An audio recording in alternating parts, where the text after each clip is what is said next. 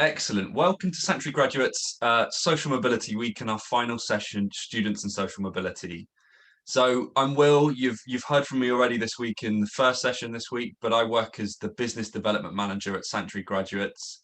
But prior to working at Sanctuary, I worked for the Social Mobility Foundation. So social mobility is something that has been very important to me, both personally and professionally, for a number of years now. So the week so far, Monday's session, which you may have heard me on, was an introduction to social mobility, where we heard from Maureen from the Social Mobility Foundation and myself. It was a very soft introduction to the topic. Tuesday's session, where we heard from employers such as Goldman Sachs, JLL, and Schroders on what they've been doing to improve social mobility at their companies. Really, really useful session, and especially a lot of advice on the Social Mobility Index. And yesterday's session was another great one on the various schemes that the universities that we had on our panel are doing to support their students from less privileged backgrounds. Just to let you know that if you weren't able to attend any of those sessions, we will be able to send to you the recordings after today's Lunch and Learn. So don't worry if you missed it. We very much can send you those recordings afterwards. So for today's session, a quick agenda. I'll briefly introduce Sanctuary Graduates, and then we'll move on to the Q&A with our fantastic panel. So what I would just say is that please do use the Q&A function on Zoom to ask the panel questions. Those of you that have been on multiple sessions will know that we've had some really fantastic audience questions so far. So who are Sanctuary Graduates? So I'm going to flip through this really quickly for those who might not know us very well and are wondering who we are. So we are the graduate recruitment experts in diversity and graduate recruitment. We can reach any student at all UK universities. We have connections with over 120 universities and have direct digital access to over 2 million students. So we can find candidates studying any degree that have any skill set and are part of any demographic.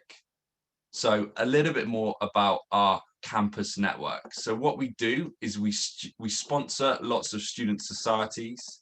We have almost 1,000 diverse campus brand ambassadors, and we have a large database of talent, which is made up of current undergraduates and recent graduates too. We've also built direct relationships with academic departments, so where they send out emails to the students on our behalf. And more recently, we've started to build formal relationships with university career services. So we've partnered with the likes of the Social Mobility Foundation, and diversity and social mobility are real core values to Sanctuary Graduates. We've built diverse campus networks to get the candidates that our employers want. We run diversity campaigns for a number of employers across industries, and we support a number of universities with pro bono workshops for their WP students. So here's a little bit more about what we do for our clients. Attraction and diversity work, so using some of the networks, especially those diverse networks that I've mentioned already.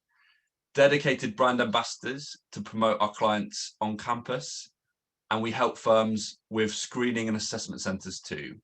Some firms also outsource their graduate recruitment to us, from ad hoc recruitment to big graduate schemes. And especially the ad hoc recruitment is really where my role is in the business. So clients, here's an idea of who we work with. We really work with companies of all shapes and sizes across industries. So great, that was the sort of whistle-stop tour into Sanctuary Graduates.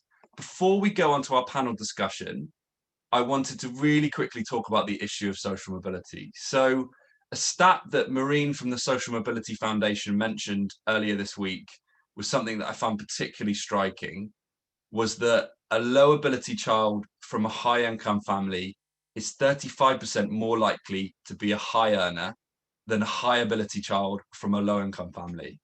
So I think this really brings home to me how underutilized the talent of those from less privileged backgrounds are, and how basically we're not making the full use of the talent that people have on offer, and especially those that are high achieving from low income backgrounds.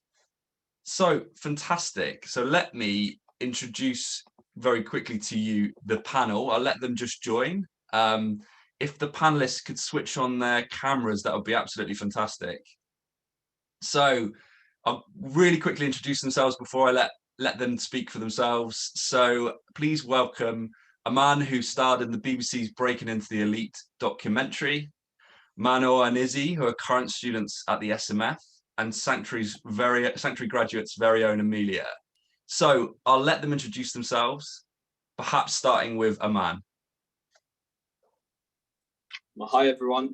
So as Will said, my name is Aman. I currently work as an equity sales trader at Goldman Sachs. I studied economics at the University of Nottingham and did a master's in management at Imperial. I like to kickbox in my spare time. I've won 1 world championship and 2 British championships, and I appeared in the BBC's documentary on social mobility called How to Break Into the Elite. Excellent. If Manor, if you'd like to introduce yourself as well. Hi everyone, I unfortunately am not a world champion. However, I am a 3rd-year law student at Royal Holloway. I'm currently in the middle of applying for training contracts, having completed a vacation scheme last year. And I'm hoping to go into the legal sector. I'm also a member of the Social Mobility Foundation. I have been for the past 4 years now, having joined as an APP student.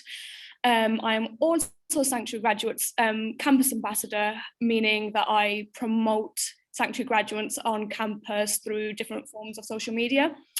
I am also a volunteer at the Refugee Law Clinic, in which I help refugees who have essentially exhausted their appeal rights and help them with further submissions. Fantastic. If Amelia, you'd like to give an introduction to yourself. Yeah, hi, I'm Amelia. I graduated last year from the University of Southampton and studied psychology, and I currently work at Sanctuary Graduates as a recruitment consultant. So this involves managing the flow of applications, screening and shortlisting candidates, in addition to managing relationships with the University Career Services. I think we've just lost one of our panelists, so just bear with us one moment as we promote Izzy to the panel. Excellent. While we just do that, potentially if we just move on to our first question. So maybe starting with Manor, if you can tell us about your experiences with graduate recruitment. I know that you've looked quite a lot at applying for various law vacation schemes and graduate schemes as well. Yeah, so as you said, I'm kind of in the middle of my training contracts and having completed the vacation scheme last year. I've noticed that a lot of it is not too dissimilar to the process that held last year, so involving the application process, the application form, which usually has a contextual element to it as well, which moves on to usually a psychometric testing, whether that be a Watson-Glaser or a situational judgment test. Well, there's various forms. Usually goes on to then a video interview, then an assessment centre. My experience so far has been, I think it's been quite varied. Last year I struggled quite a bit because I had no prior experience to application forms or anything within the legal arena. So I was kind of thrown into the deep end. But this year I think I'm a lot more comfortable with the graduate recruitment and the process itself, because I kind of have that experience. So yeah, I think it's definitely been quite varied. Excellent. That's super useful to know.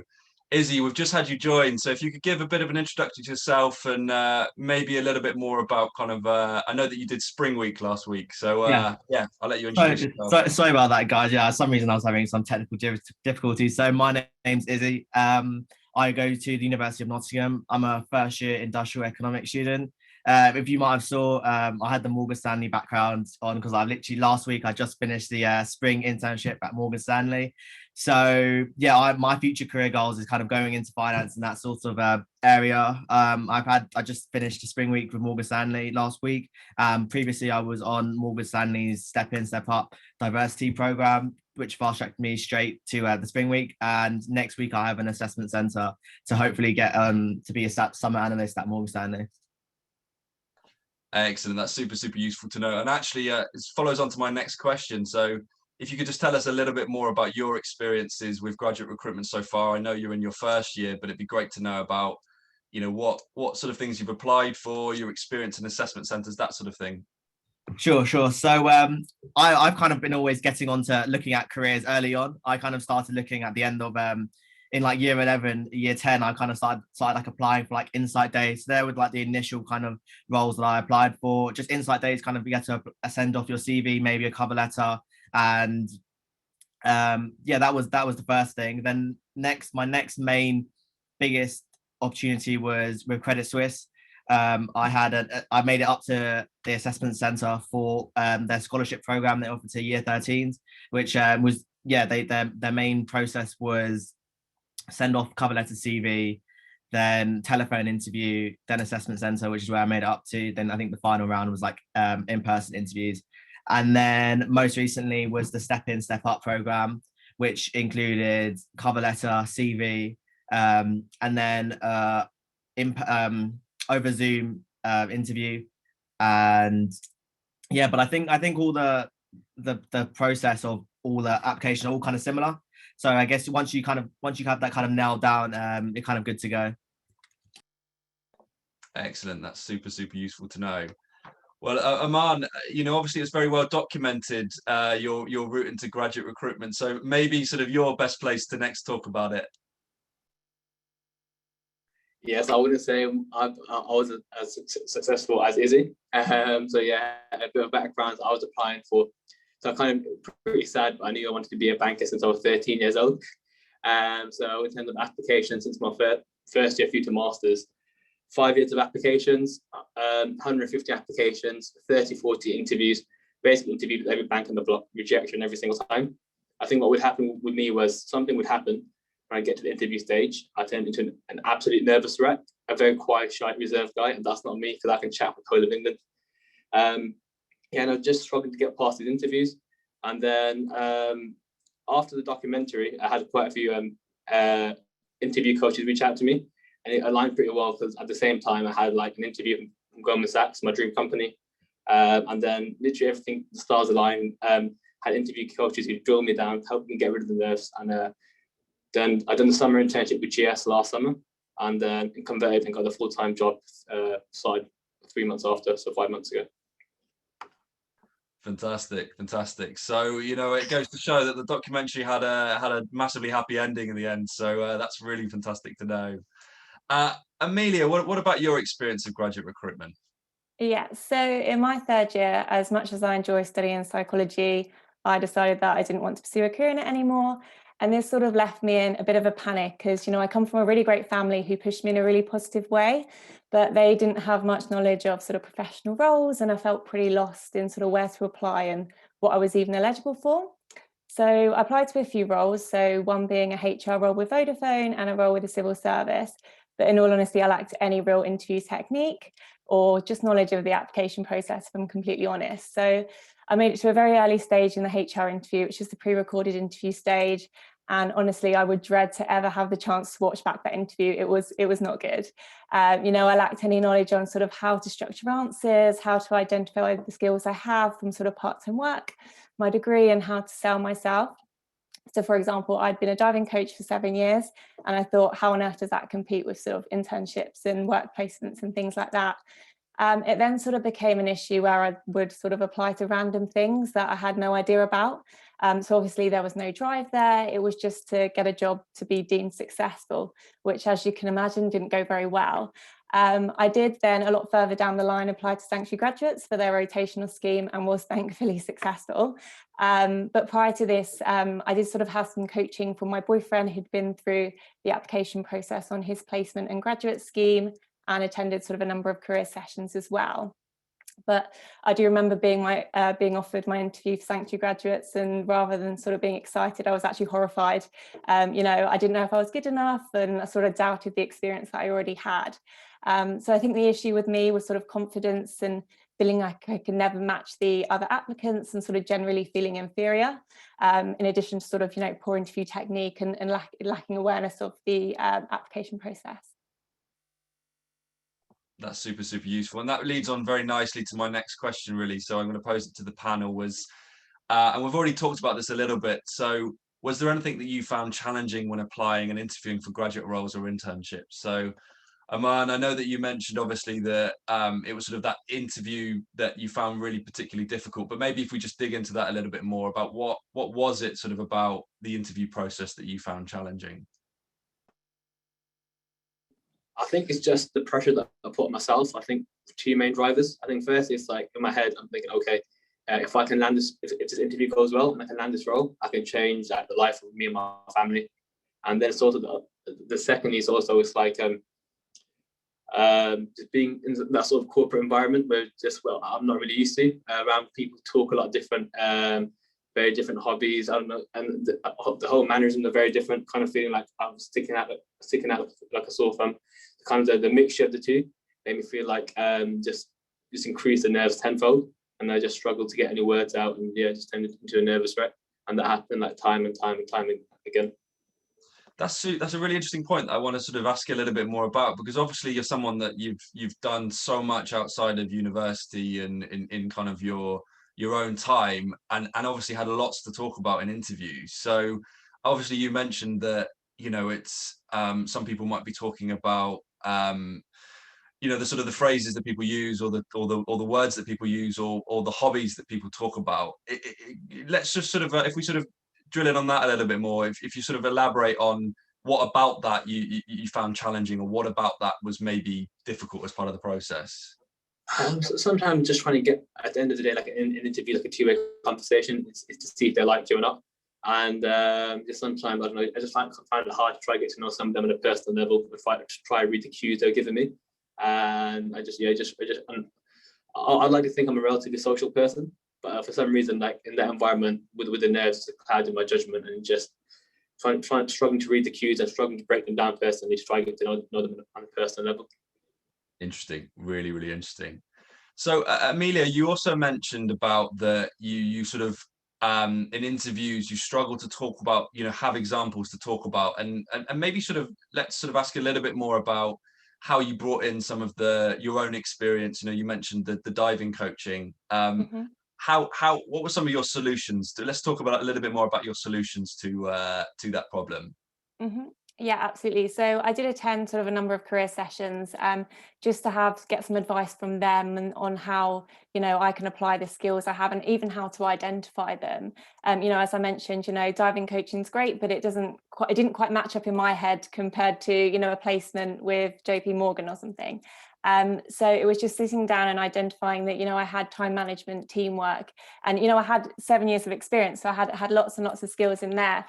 So I think it was getting that bespoke advice from career services, rather than sort of generic advice that you can find anywhere online. Excellent. That's super, super interesting. So winding back a little bit to, you know, obviously you mentioned that you sort of undersold your experience a little bit. What do you think that is? Is that sort of a bit of a confidence thing? Do you think it's a bit of, you know, having, I don't know, JP Morgan on your CV is quite a prestigious thing to have, but actually in terms of the skills that you're learning, you can imagine, you know, what you had to talk about was just as valuable. Tell me a little bit more about kind of why you think that was. Yeah, absolutely. I think with me, it was confidence and that self-doubt. You know, I always felt sort of I was at a disadvantage, as, you know, I wasn't privately educated. I went to school with people like me, and now I was at university with people from much more affluent backgrounds. So it was just sort of that general feeling of being inferior. And, you know, I was the first child to go to university in my family, so in their eyes, I'd made it. But now I got to my third year, and I had this huge obstacle to face of getting a job, and it was just getting closer and closer. So I think, yeah, it was just, you know, I didn't have the advances to get the experience, or even have the networks, you know, parents in professional jobs or family members who could help me get experience. So yeah, I think that's where the self-doubt came from. That's super interesting. Super interesting. So Manor, what about yourself? I know that you're applying for, the applying for law firms can be quite a laborious process and can be quite tough. But what sort of specific elements about that have you found difficult? I think I'm just going to echo what Millie and Aman said. It's generally just feeling like an imposter in these environments and feeling like you're just not good enough, even though I knew in my head I have that experience, I have that vacation scheme under my belt, or I have, different experiences, but transforming them into that legal environment and knowing that you are good enough, but just telling yourself that I think that's the biggest obstacle, and then getting into that environment and really showcasing that to your interviewer or whoever, the people that are around you. I think that's what I found most difficult. And I think not having previous experience as well, not having a mentor figure, just as Millie said. I personally, I was the first child to go to university, so same as Millie, my parents were like, you've made it, there's nothing more. But for me, I knew that I needed to go forward, but I didn't know how to, and in whose footsteps to follow. So yeah, I think that's been the biggest obstacle. I suppose that's a bit of a theme from what all of you have said, is that, there's so much of an advantage if you have a parent, aunt, uncle, sibling that works in what's one of these industries, one of these, services, just to really, make you feel so much more comfortable in it. So I think that's a bit of a theme throughout. Izzy, what about yourself? I know that you've just started your journey in graduate recruitment, but already you've had some successes. So maybe a little bit about sort of what you have found challenging as part of it. What I found challenging, yeah, I could just echo what everyone else is saying, really.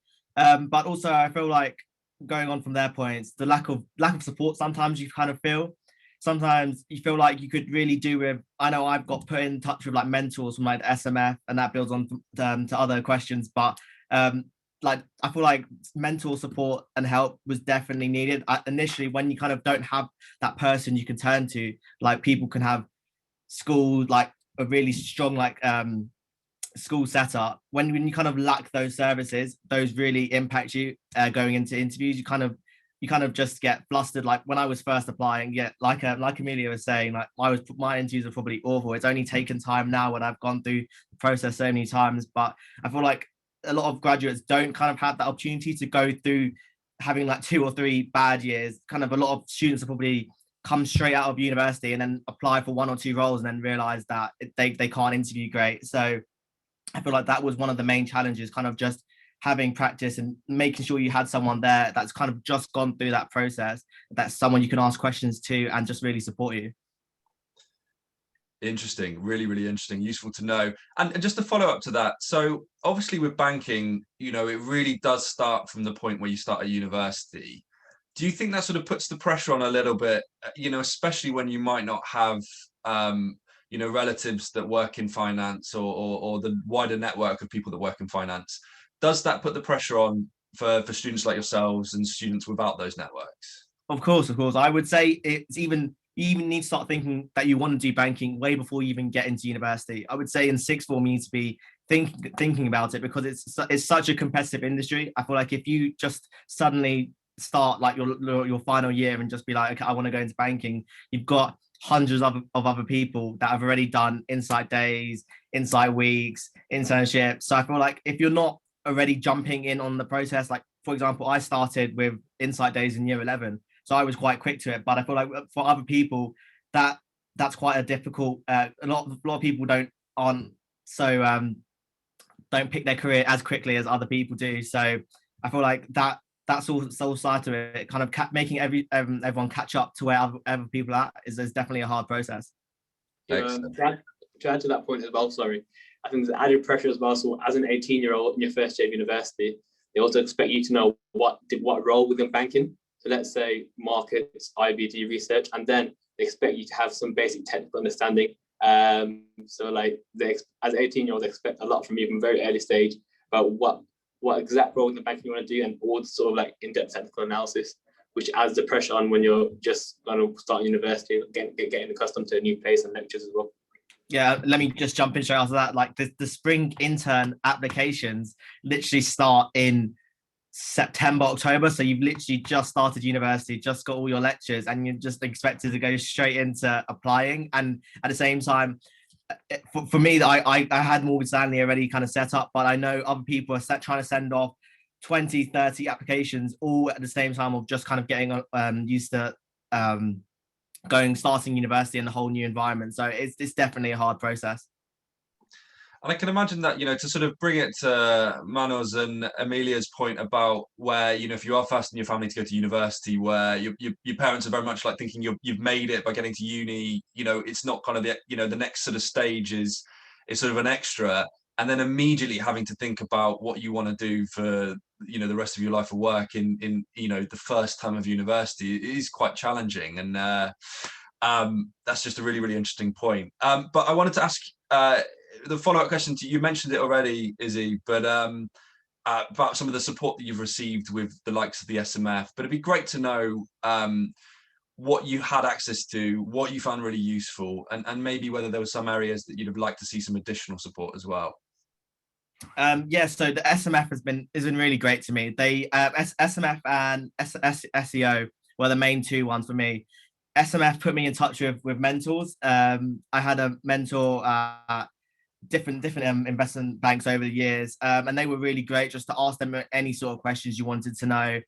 SMF also kind of put on webinars that I always attended, like before we were going to start a program. They always had like a webinar trying to tell us how we could do well in the scheme.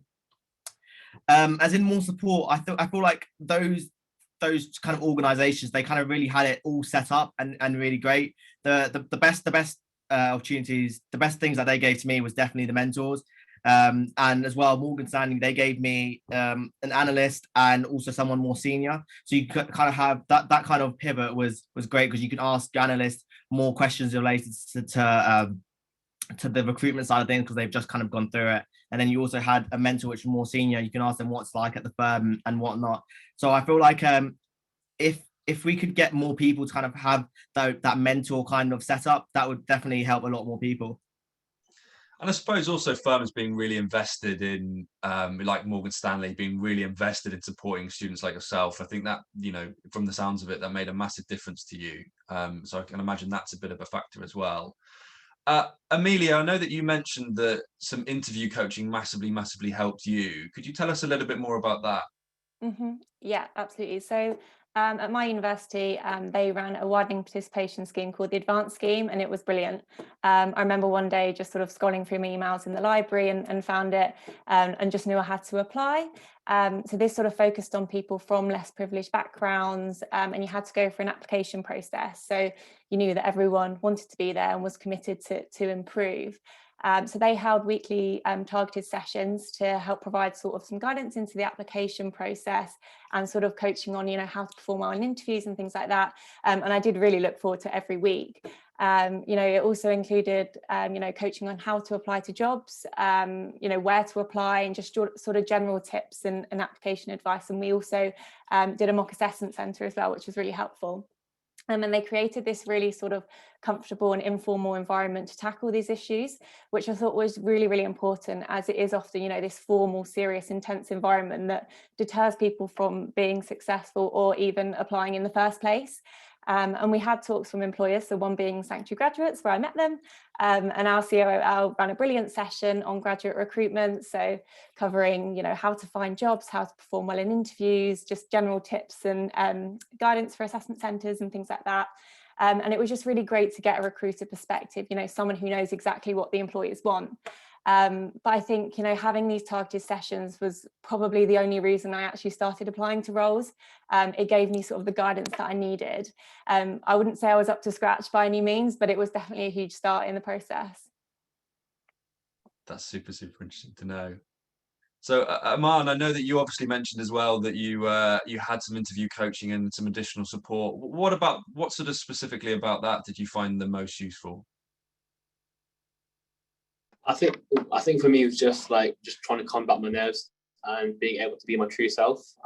So funnily enough, actually, I had someone who specialised in hypnotherapy reach out to me, and they focused a lot on the anchoring and like confidence, self belief, and honestly, that helped me. I cannot thank her enough. Like literally, all the issues that I had, they literally went out the window. Like over the couple of months I worked with her, and I just tried to be myself a bit more. Try to put less pressure on myself, and like try to be. I just try to be myself. Like, even on the floor now, when I'm at work, I don't try to change the way I speak, my accent or whatever. And like, I just try to be who I am and just have confidence in myself, and that's what's really helped me. That's super interesting. And obviously you mentioned the hypnotherapy. Is there any bits of advice for any students listening that, they do have the experience, they do have they are attending a great university, they do know how to do it, but might struggle with that interview, that interview process like yourself. What advice would you give to students listening for that? I'd say the tricky one, because it was like very tailored to my own personal experiences. Yeah. But I think what you try to do was just try to imagine yourself in a place in the past where you were very, very comfortable, where you felt on top of the world. For me, it was one of my kickboxing fights. And then just try to imagine the colors, the feeling, the sound, and try and anchor feeling to that. And then whenever you just feel nervous, I literally do this, and that just reminds me of that moment. And then and change my sight completely. That's great. That's such a kind of a useful tip, especially I know that's probably going to be the case for a lot of the people that are listening, would be that they do have the right skills, but it is kind of that interview process that maybe lack confidence with. So Manor, what about yourself? What support from the likes of the SMF or other organizations have you found useful? I think for me, the SMF have been incredible. The support that they've given me in terms of mentoring, helping me gain work experience, and really all round helping me build myself as a solicitor, they've helped me immensely. I think personally at my university, I don't have extra career support, or especially for disadvantaged students. So I think that's somewhere where universities themselves internally can improve on. But charities such as the SMF or Upreach or I think Sutton Trust do really good mentoring programs as well.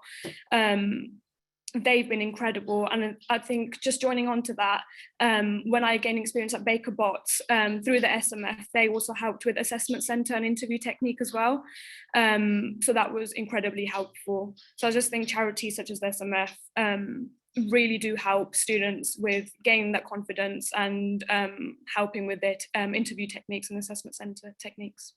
Fantastic. And you actually raised a really interesting point that leads very nicely onto my next question. So you obviously mentioned that there wasn't too much in the way of your university supporting you. Is there more you'd like to see from universities in supporting their students from disadvantaged backgrounds? Is there anything that you'd like to have seen from your university, or you feel that they could have done a bit better with supporting you? I think just voicing the fact that there's disadvantaged students and really helping and tailoring programs for students such as myself and obviously everyone else on the panel, because I feel like when you go into university, you meet all types of people from different backgrounds who are incredibly affluent or who have different experiences. So I think going into that bubble of meeting different people from different backgrounds, universities I think need to tailor certain programs to help students such as myself really improve and gain those skills. And I think, that would be really helpful. That's super useful. So the same question to Aman, was there anything that you feel that your university could have done, or support that universities could have offered you that would have helped you in graduate recruitment at all?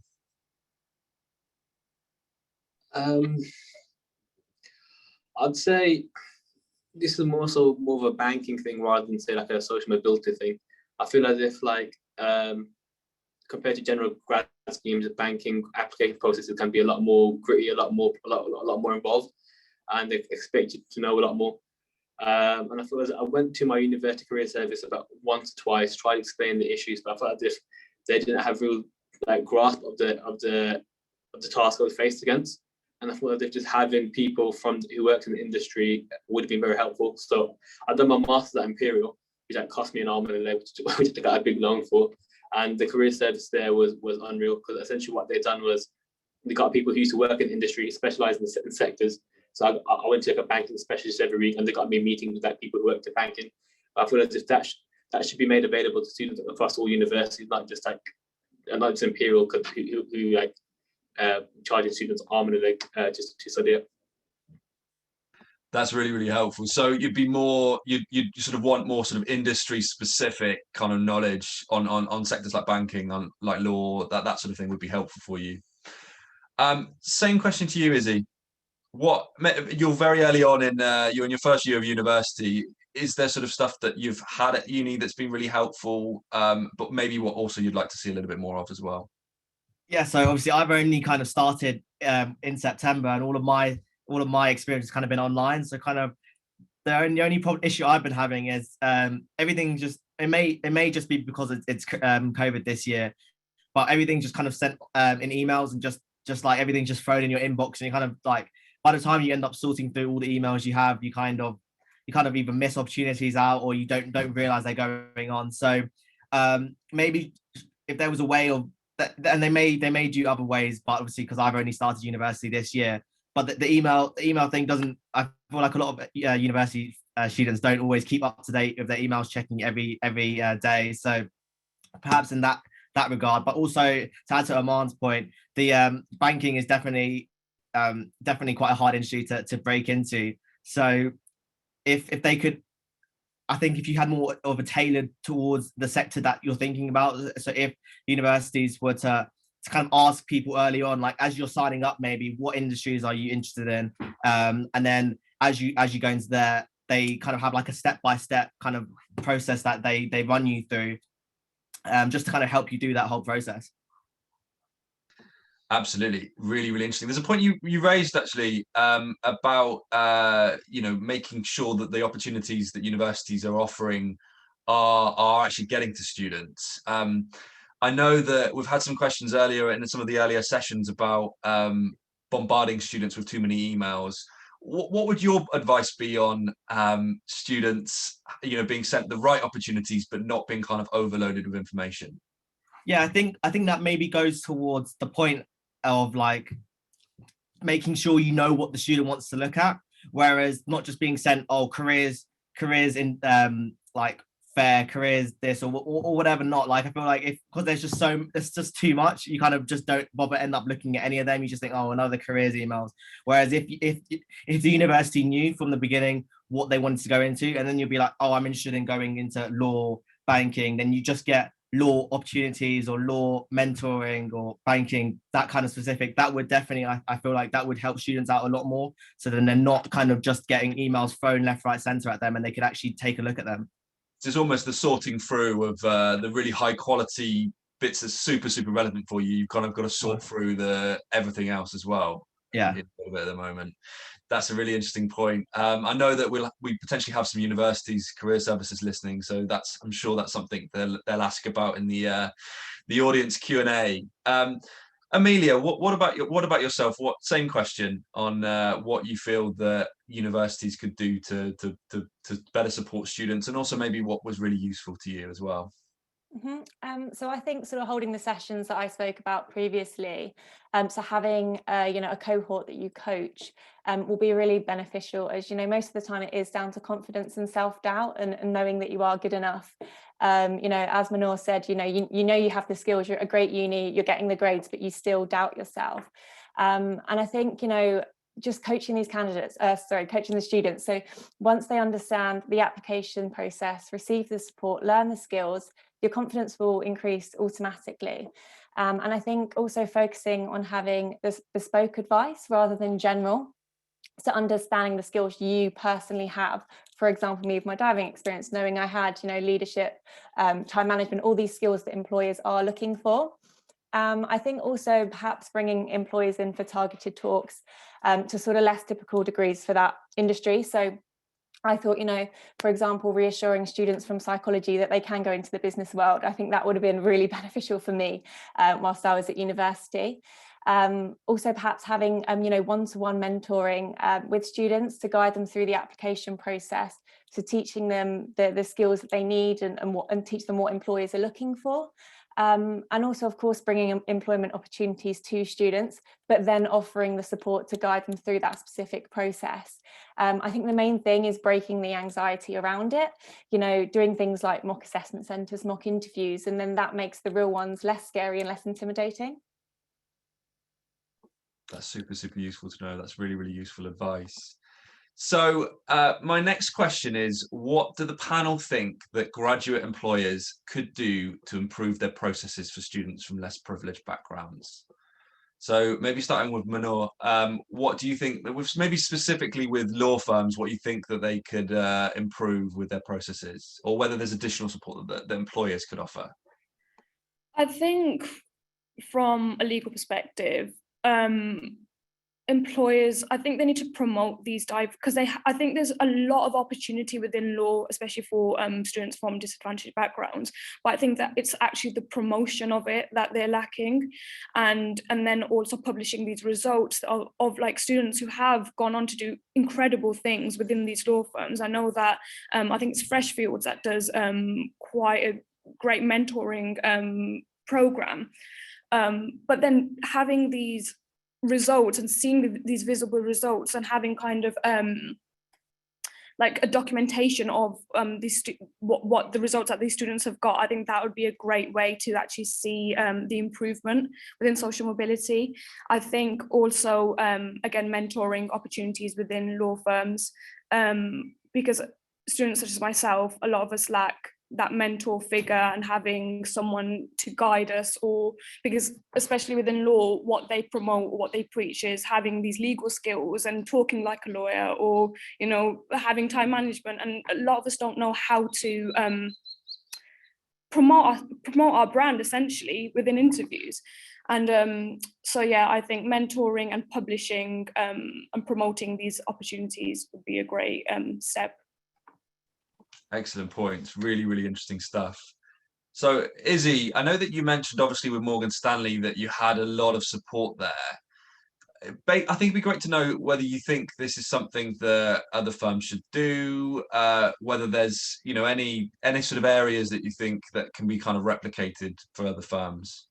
Yeah, definitely. I feel so the Step In, Step Up, it was like a group of about 30 of us, and they really kind of took all 30 of us. We had like a 3-day like insight week, and they really kind of took us all under their wing and kind of gave us two mentors, and I felt that was just like incredible. That I could constantly speak to my mentors whenever I wanted. So I feel like that program was especially great, because I know a lot of firms, they do have this diversity kind of like week or day or whatever not, but you kind of just do it and then you're kind of done with it, and it's just something great to put on a CV, but there's not that ongoing support. So if other firms could replicate that, I feel like that would be extremely successful. And yeah, kind of just making sure that these, like, the students that they do pick for those diversity days kind of get carried on forward. Like, we got all fast tracked onto the spring week, which has now helped us fast track onto being a summer analyst. So I feel like instead of just hosting these one-off events, and they should actually kind of help carry those students forward.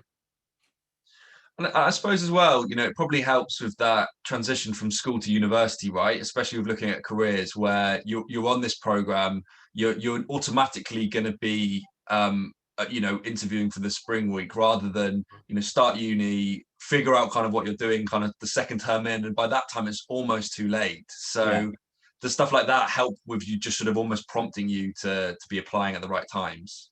Yeah, no, it kind of keeps you motivated and keeps you kind of know what your end goal is, rather than just kind of doing it and then just forgetting about it and then be like, oh, I kind of did that 6 months ago, let me start looking for positions now when it's too late. You always have, because you're in touch with your mentors, they're urging you to apply to programs, and just that ongoing support, really. That's really excellent. So Amelia, what would you have anything that you would suggest that maybe employers should look to change their graduate recruitment processes to support students a little bit more? Absolutely. So I think, promoting is good, but I don't think access is the main problem. I think it'd be really helpful for employers to know whether you are from a less privileged background. There's no point just focusing on access, as we can apply to these jobs, and a lot of us do have the grades. They may even lower their entry requirements, but it's more about giving us the chance, taking the responsibility of taking us on and training us to have the same social capital as these more privileged students. Otherwise, it's that constant cycle, monotonous cycle of rejection after rejection. And we are proud of our background and how far we've come from having less advances in life. And I think this is something that employers should value a lot more. And I think as well, the mentoring idea from Izzy was great. And also holding sessions at universities, hearing talks from people from less privileged backgrounds at these organisations and hearing their experience. I think we need to inspire students and make them feel like they are capable and they are worthy. But also, sort of on the other hand, I think we should change this stereotype that we have to look a certain way or speak a certain way to be successful, and focus more on the skills we have and what we can bring to the company. Companies always want to have, new innovative ways of thinking so that they have the cutting edge in the market. And to get this, you need diverse thinking, which you get from people from different backgrounds. Really great point. Really, really excellent point. So, Aman, I know that you mentioned, obviously, in the interview process, for a lot of the stuff that you were applying for, that it was a little bit about that, talking about, it was almost sort of the setting was what made you sort of uncomfortable and made you a little bit nervous. Is there anything that you think employers could do to improve their processes for students like yourself? I'd say possibly employing a bit more. I know interviews are very important because that's how you get to know a person. But I'd say probably employing a bit more skills-based assessment into the process, not just the online tests, for example. Probably like many sort of like quick tasks, a project they have to do and send by a certain date. I know it may be harder for firms to do that, but I think when they've shortlisted candidates for the interview stage, possibly sending them a task to do before and then walking them through. I've had that actually with one or two companies that I've actually interviewed for. I think they get to really showcase your ability and what you can actually do, rather than in a conversation where you may get very nervous. That's super, super useful. That's a really interesting point. And I know that we talked about that a little bit in our first session, where some employers are looking at sort of games and different sort of online assessments to really find actually who is the top talent, rather than sort of the interview process, which is so much about polish and other sort of factors. That's really, really useful. So that's my final question. I wanted to open it up to the audience. We've probably got time for a couple of questions before we have to move on. But I wanted to kick off with the first question to the panel, and that's very relevant to now. And I know a lot of you will have, especially Izzy, will have actually had online assessment centres and video interviews rather than in-person assessment centres. So maybe, Izzy, if we kick off with you, how do you find the going through graduate recruitment during COVID? How has that been? How's that process been for you? It's been quite different for the assessment centre online. My assessment centre next week's actually online, and I've had one in-person assessment centre. I feel like in-person ones, you kind of because you're going there, you kind of put yourself in the mindset of, I need to do this, I need to like look a certain way. Whereas when you're kind of at home, I feel like you feel a bit more at ease, because when you go into the office, you kind of have to put on that like rigid kind of fit the personality everyone is around there. So the online world hasn't been too bad for interviews. Actually, it's been quite good. I feel like you can kind of be more yourself and kind of show off how you are. I feel like interviewers are perhaps they feel a bit more relaxed. I feel like it hasn't been so scary. Like my Morgan Stanley interview in September was just felt quite natural. I kind of just felt at home, kind of sitting behind the screen and just talking to her. It felt a lot more less daunting process than it was going into the office.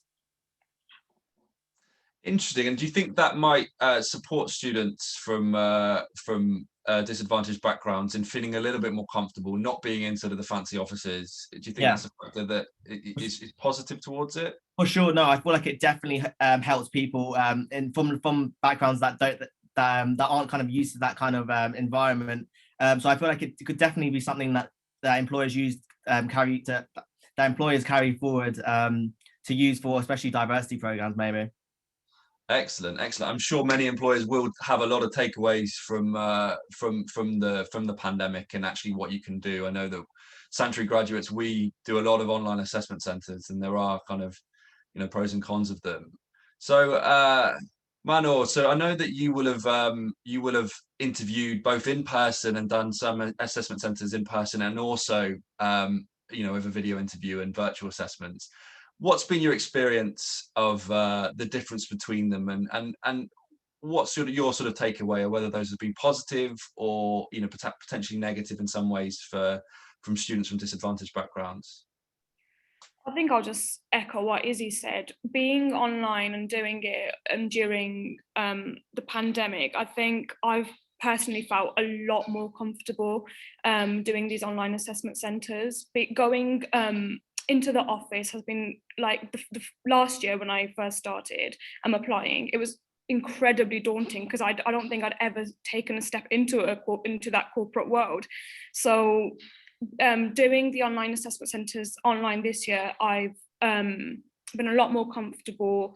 I've been myself more, I think, as well, just not kind of putting this facade on, or you know, trying to change the way I speak, or I think I've just been a lot more comfortable and been myself this year online. And I think a lot of employers and graduate recruiters are actually taking something away from this as well. So I've heard that they're actually continuing to do online assessment centres, or planning on continuing doing online assessment centres. So I think that is definitely a step towards progression, I think. Really, really interesting. Really interesting. And I can imagine that's something that no one would have anticipated before the pandemic, that this would have actually been a positive thing for some students in sort of the virtual assessment process. So a quick question then, maybe just quickly, if Amelia or Aman, you have any sort of additions to that. I know that both of you might not have done any sort of virtual assessment centres yet. I haven't, no. I've actually only done virtual interviews, but I have the same perspective that, you know, you're in your own home, you're more relaxed, you're in a comfortable environment, and it's definitely less intimidating. So I completely agree with Manor and Izzy. So my entire internship was virtual last summer. I think it kind of helps. I had like this proper big projects, stock pitches, whatever. I was in my bedroom, like, and proper like complex stuff, but it was like, because I was in my bedroom and kind of behind the screen, it was like, I didn't really feel the nerves. I felt like I was just speaking to myself, and I felt as if that did definitely help me a lot. Were there any challenges at all for you during the virtual internship? I feel like the people did make a lot of effort because they realized how difficult it was for us to learn stuff being at home. But I think the harder thing was just not being able to turn around and say, oh, hey, what's this, what's that? It's like having to schedule in, like, I was probably on back-to-back Zoom calls every day, like 7 to 8 hours, literally. And then like just trying to make sure I had the visibility on the desk, people knew who I were. And just to sort of ask another follow-up to that, obviously you've had your job, and quite early on in your career has been quite a lot of you know, working from home and working kind of virtually. You've obviously mentioned kind of the mentoring side of it is has been a little bit tougher to kind of learn from other people. Do you think that might negatively impact students that don't have the really well-established networks, that they're not kind of getting that you know, off their, you know, more kind of formally getting that training? Is that something that you think might negatively impact students?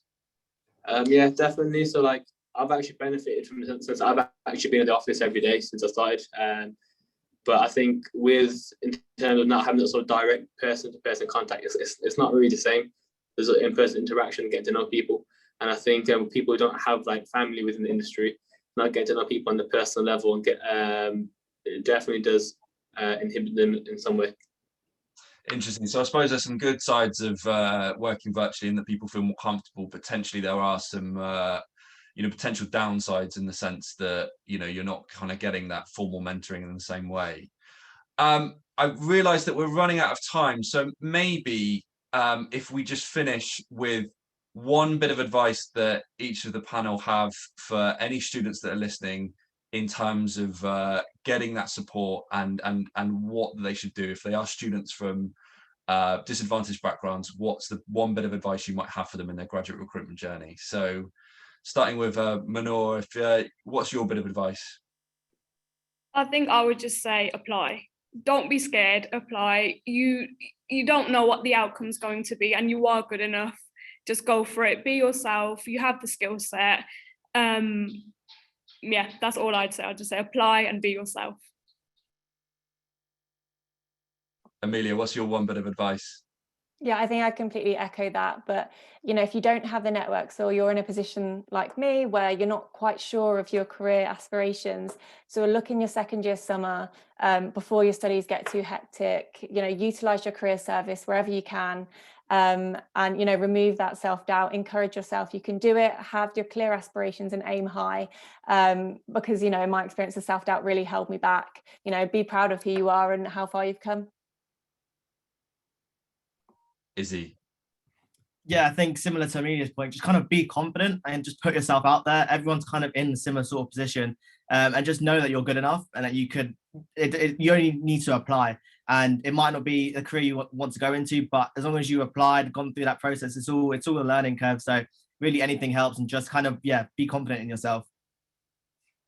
Fantastic. That's really, really useful to know. And finally, Aman, what's your bit of advice?